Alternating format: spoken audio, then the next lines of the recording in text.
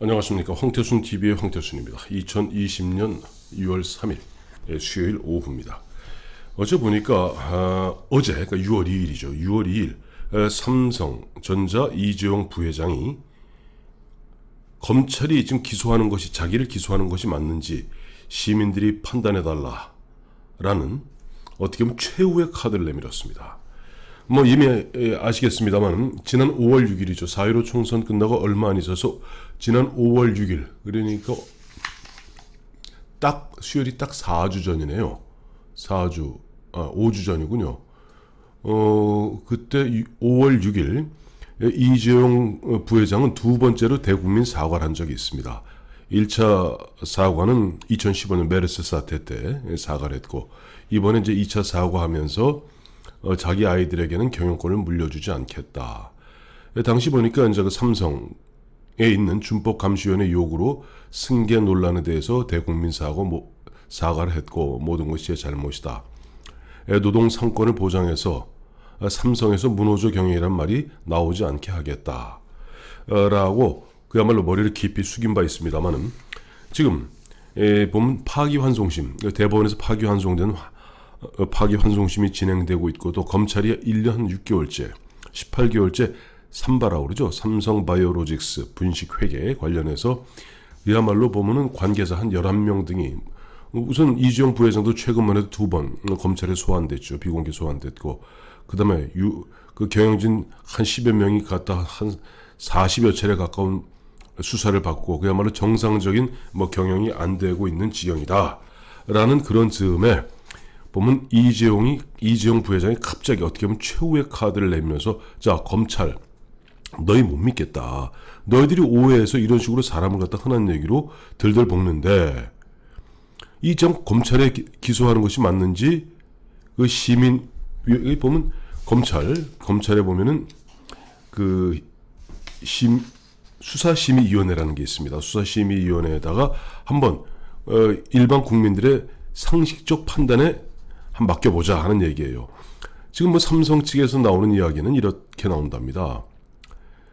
오죽 답답하면 저렇게 하겠는가. 지금 삼성에 대한 수사는 환부만 도려내는 외과 수술식 수사가 아니라 환부가 나올 때까지 해부하는 수준이다. 참 보면 참 검찰에 어떻게 보면 수사 의지가 맞는 것인지 이 삼성이 복장을 치는 것인지 참 모를 일이겠습니다만은 어쨌든 이 검찰 수사위원회는 검찰 수사 심의위원회는 이 전임 총장인 문무일 총장 당시 2017년에 그 당시 보면은 검찰의 수사 중립성을 확보하고 권한 남용을 방지하겠다는 취지로 도입된 제도라고 합니다. 대기업 총수가 이번에 검찰 수사 심의위원회에 심의를 요청한 것은 이번이 처음이래요. 이 보면 찾아봤더니 그 이제 내규에 있던데 대검찰청 내규에 있던데 위원회는 150명 이상 250명 이하의 위원으로 구성되어 있고 검찰총장은 사법제도 등에 대해 학식과 경험을 가진 사람으로서 덕망과 식견이 풍부한 사회각계 하되 법조계, 학계, 언론계, 시민단체, 문화예술계 등 각 사회 분야에서 위원 후보자들을 추천받아서 거기에 결격 사유가 없는 사람을 갖다 위촉하고 임기는 2년이랍니다.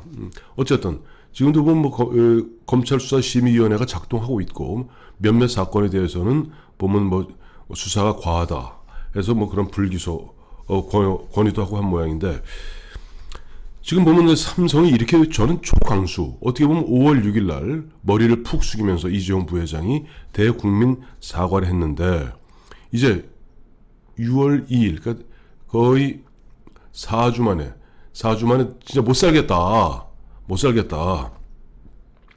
저한테 검찰 못 믿겠으니까 가보자 하는 이야기는 지금 검찰 수사가 이미 18개월 동안 수사가 진행되어 와 있고 이 수사를 진행하고 있는 검찰 입장에서 무언가 보면은 이것이 확실히 혐의가 있기 때문에 구속영장을 청구할 가능성이 굉장히 높다고 지금 알려져 있습니다. 그러나 또 삼성 입장에서는 이런 얘기를 하고 있어요. 삼성뿐 아니라 대표적인 인물이 뭐 저희 뭐 요즘 보면 유튜브에도 자주 나오는 분입니다만 이병택 카이스트 경영대 교수 같은 경우는 삼성 바이오로직스와 관련된 건은 애초부터 전 정부 하에서 여러 번 확인했고 문제가 없다고 한 사안인데 정권이 바뀌자 분식회계라고 돌변했다. 삼성 바이오로직스의 분식회계 주장은 회계학을 아는 사람 입장에서는 말도 안 되는 논란이다.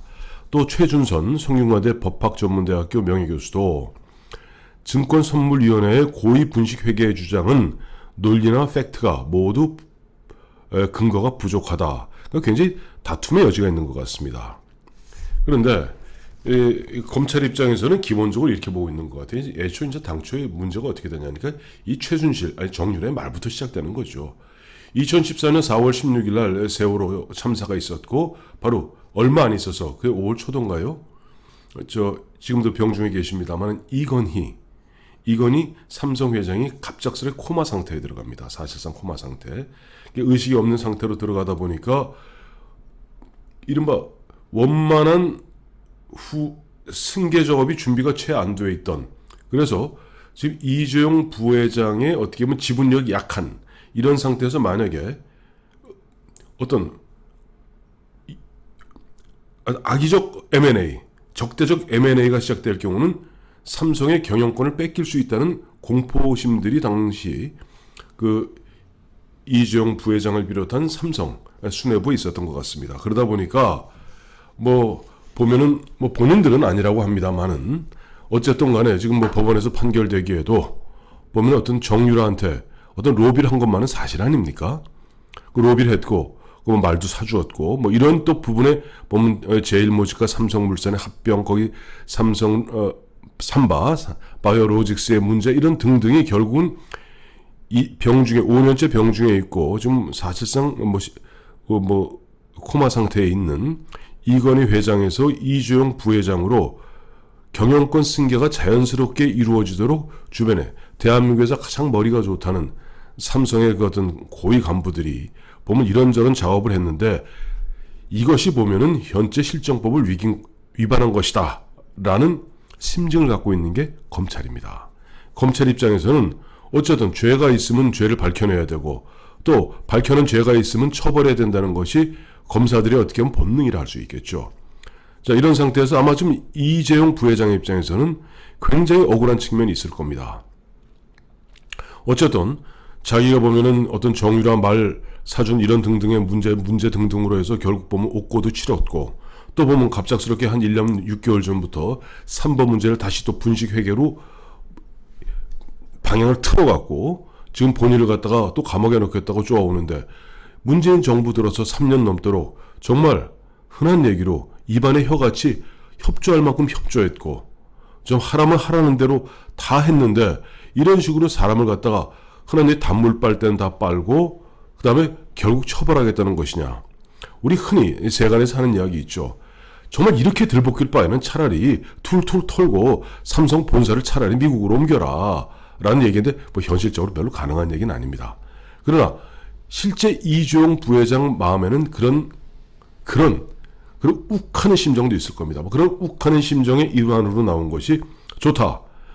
너희들이 정 그렇다면은 아니 대통령이 그래 검찰총장과 검찰에 있어서 사실 민정수석 등을 통해서 그런 것도 좀 해결 못 해주나 하는 또 그런 심정 있지 않겠어요? 물론 그것도 불법입니다만은. 그러다 보니까 이제 보면 150명 이상 250명 이하로 구성되어 있는 검찰 수사심의위원회에다 맡겨보자. 물론 그것도 될지 안 될지 몰라요. 또 그걸 하려면 또 뭐 검찰 내 시민위원회에서 수사심의위원회에 넘기자고 또 결정을 해야 넘어가는 겁니다. 그러나 어떻게 보면은 마지막 카드, 옛날 노무현 대통령이 이야기하는 식으로 표현하자면 이쯤 되면 막 하자는 거죠 하는 식의 그야말로 그동안 냉정을 유지해왔고 이성적으로 행동해왔던 삼성도 이제 욱하는, 그래서 이쯤 되면 막 하자는 거죠 나오는 부분은 사실 삼성 입장에서도 이제는 더 이상은 못 견디겠다. 아니 지금 보면 나라 경제가 어려우니까 일자리 만들어라 뭐해라 참 보면은 준조세적 성격으로 요구하는 거 그렇게 많으면서 그렇다고 이 정부 사람들이라고 그래서 뭐 사실 의무로양으로 손 안 벌리겠습니까? 그러면서 이제는 보면 달초해되니 못 견디겠다는 건데, 전 두 가지 말씀드리고 싶습니다. 지금 이재용 부회장이 이렇게 탁 윤석열 검찰, 문재인 정부 4년차의 윤석열 검찰에 대해서 아이고 이제 못 살겠다, 검찰 수사심의위원회 맡겨다오, 쉽게 얘기해서 법원으로 얘기하면 한 200명 배심원의 건전한 판단에 맡겨보자, 상식적 판단에 맡겨보자, 나오는 것이 1번 이런 것이 바로 레임덕이로구나. 그동안 검찰이 큰 날을 세우고 이 정권이 서슬퍼럴 때는 숨도 못 쉬기면서 저 오라문 오고 가라문 가고 인도에도 가고 그랬던 이재용 부회장도 이제는 좀 흔한 일을 뻗대는 그런 모습을 보여주는 것 또 하나. 두 번째, 제가 자주 인용했습니다만 1949년에 마오쩌둥이 중화인민공화국을 설립하고 56년, 57년이 되면 당시 우리로 얘기하면 전경련이죠. 그 당시 중국에 아직까지 바로 모든 대기업들을 갖다가 국유화하지를 못했습니다. 국유화하는데 8년이 걸렸습니다. 8년, 9년이 걸렸습니다. 그래서 1957년 되면 중화상공위원회라고 있어요. 우리와는 전경련인데 거기에 70만 개의 회원사가 드디어는 마오쩌둥한테 항복하고 다 보면은 주식 다 당과 국가에 헌납합니다. 그러면서 딱 한 가지 요구하죠. 그저 여권만 내주세요. 우리 가족들이 가 있는 미국, 우리 가족들이 살고 있는 홍콩, 우리 가족들이 살고 있는 싱가포르로 가게만 해주세요. 라고 70만 업체가 주인들이 다 손을 털고 그 70만 업체는 57년에 국유화가 됩니다. 그리고 58년부터 그 유명한 대약진 운동을 벌이게 되죠. 모르겠습니다. 지금 보면 문재인 정부 소득주도 성장이다 보면 좌파적 그야말로 보면 대기업 총수를 갖다가 사갈시하면서 좌파적 정책 펴오는 가운데 이제는 오늘도 보니까 국무회의에서 35조 3천억 개체 3차 추경안 통과시켜서 내일 아마 국회로 보낼 모양인데 나라 경기는 점점점 어려워지고 이제 빚은 벌써 이제 100조에 이르렀답니다. 정부 부채 올해 재정 적자만 100조에 이르고 있는 가운데 이제 기업들로 하여금 손 털고 나가겠다. 이제 아이고 나도 못 살겠다라는 식으로 몰아붙이는 것이 옳은 것인지 글쎄 이 부분은 과연 삼성 이재용 부회장의 판단이 옳을지 아니면 윤석열 검찰에 있는 그 검사들의 판단이 옳을지 조금 더 두고 봐야 될 것 같습니다.